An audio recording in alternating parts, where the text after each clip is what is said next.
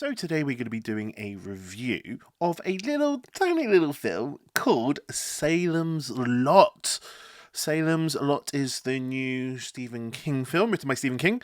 The story was written by Stephen King. The film was actually written by, I guess the film was kind of written by Stephen King, I guess, and someone called Gary Doberman. Sorry, I'm using my laptop at the moment. If you don't want me to use my laptop, please let me know in the comments below.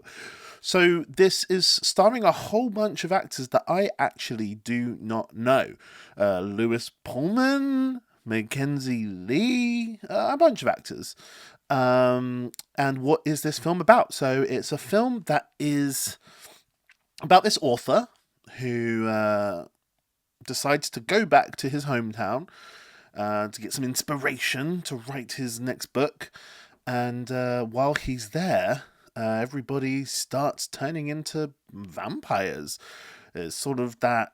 It's got that sort of 80s feel, suburban America, like really the suburbs, like those nice little towns that you can think of when you sort of think of like Stranger Things or The Burbs with Tom Hanks. What did I think of this film?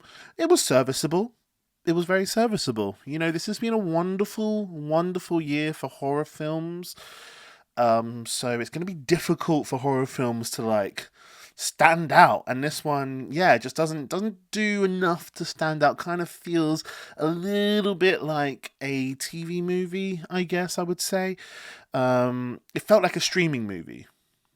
It just was too similar to things like things like Stranger Things, kids running, like going around on their bicycles and bullies and stuff, and yeah, it never grew to be big enough. It was actually kind of reminded me a little bit of that TV show Midnight Mass, which is a wonderful TV show. I really recommend that show.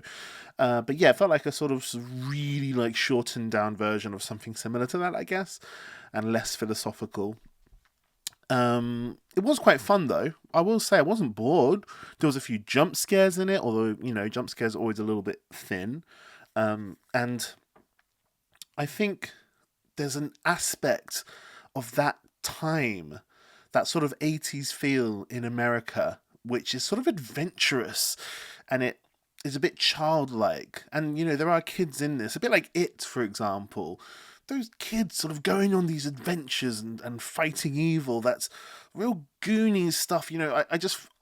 I really do enjoy that. So even though this film is not remarkable, I really enjoy watching that vibe of film. What can I say? I find it exciting. I find it fun.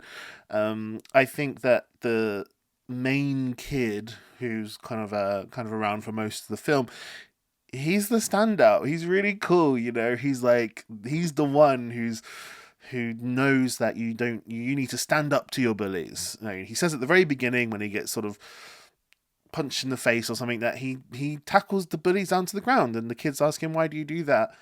And they say, he's just going to bully you harder next time, and he says, and next time I'll fight back harder, basically. And yeah, great outlook on life, and he follows that through to the end against all the vampires and stuff. And I just thought his character was really, really fun to watch. Great little actor.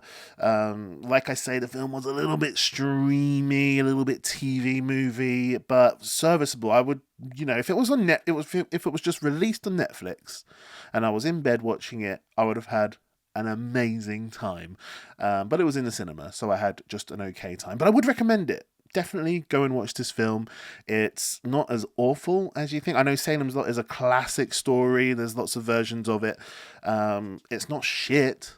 It's serviceable, so go and watch it. Halloween's coming, and everyone's going to be picking their sort of scary movie to watch on Halloween. And I'm going to come up with a list, actually, of films that have come out this year, horror films, because this year's been so good. I'm going to give you a top 10 list.